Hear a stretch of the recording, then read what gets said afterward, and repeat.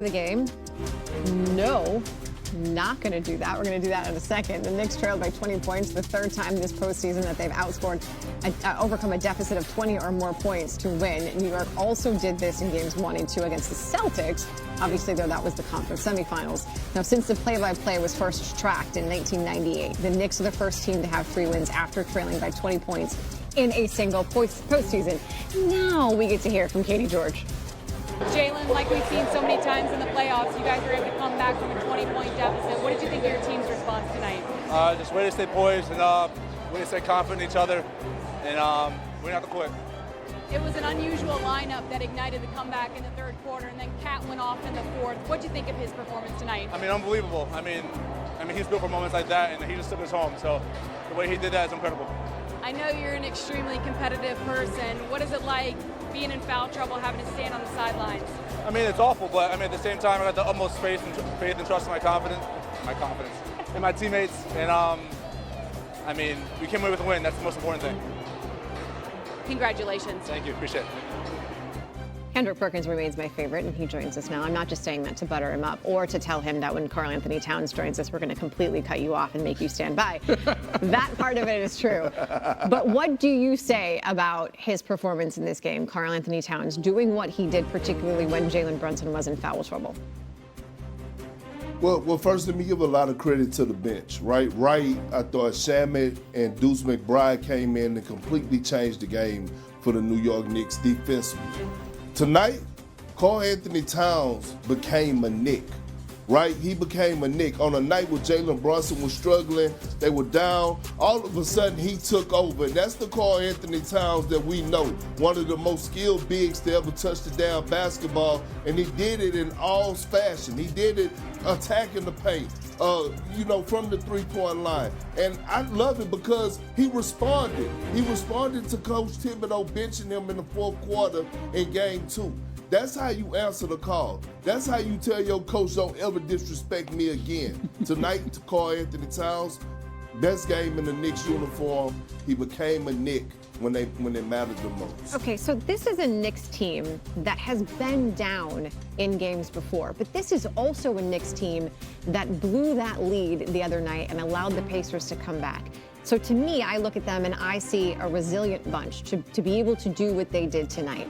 How do you describe it? I say the same thing, and it starts with the leadership, right, and the mental toughness. And your leader on that team is the heart and soul of Josh Hart.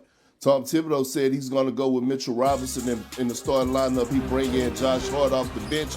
All of a sudden, Josh Hart comes in, and he's that spark. Don't look at the box score when you talk about Josh Hart and the energy that he brought tonight. And then all of a sudden, it was contagious. We saw OG Anunoby get involved. We saw Karl Anthony Towns in the second half dominate. And then Jalen Brunson come in the stretch, hit a crucial floater in the paint. So that's just who they are, right? But I'm so happy that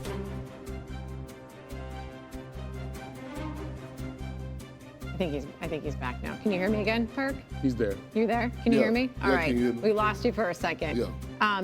Let's go back to what you were saying about Josh Hart, because I think it's important, and you kind of got cut off there, about what he did coming off the bench. Why was he such a spark to this team? Because he's the heart and soul of the team. He's a Swiss Army knife. He can cut you everywhere but loose. And what he did was he led by example. His energy tonight, it was contagious, right? We saw when they didn't have the energy, we saw him defending, we saw the offensive rebounding, we saw the defensive rebounding, and all of a sudden you see Sharpe, you see Wright, and then Karl Anthony Towns come in and they follow suit.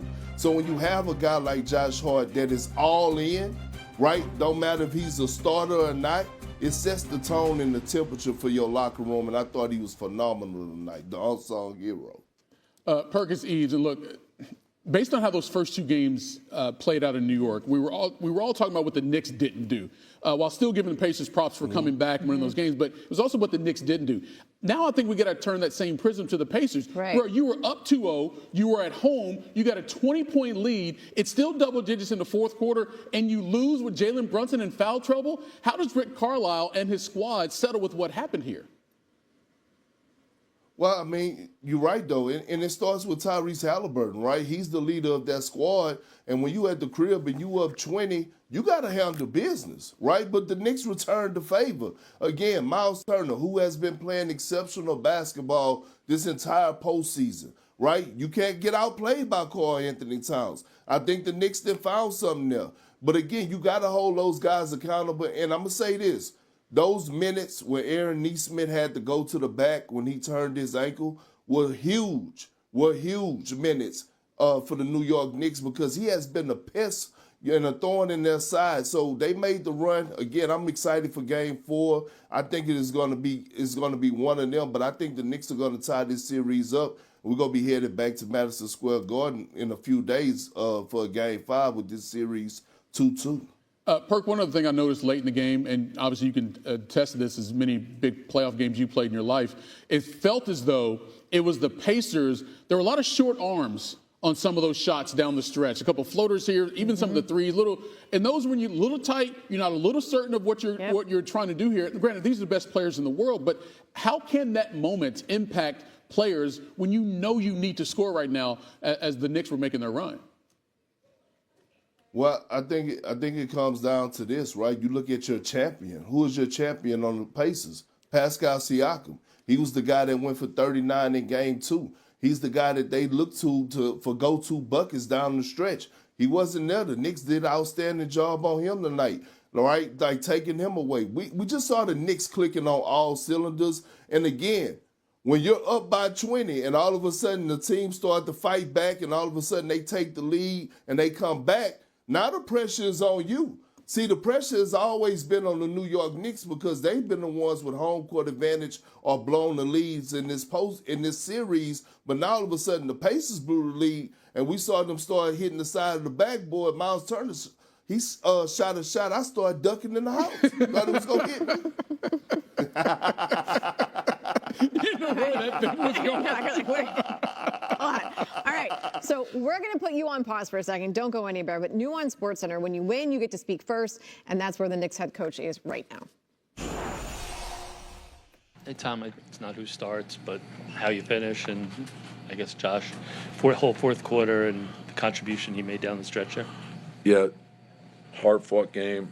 I thought we got off to a good start, then we got into foul trouble, and then we finished the half pretty good. And then we were at our best in the fourth, and a lot of guys stepped up. I thought Cat's presence, Josh all-around play, doing what Josh does, everything. I thought Deuce gave us good minutes when Jalen was in foul trouble. OG was terrific throughout. Mitch gave us good minutes. And then Landry and DeLon did a really good job as well. Tom, obviously Towns 20 in the fourth. Just was there a concerted effort to seek him and hunt him, especially with the lineups that you had on the floor? I think that's sort of the mantra of the team. They're unselfish guys. When someone gets going, right, you try to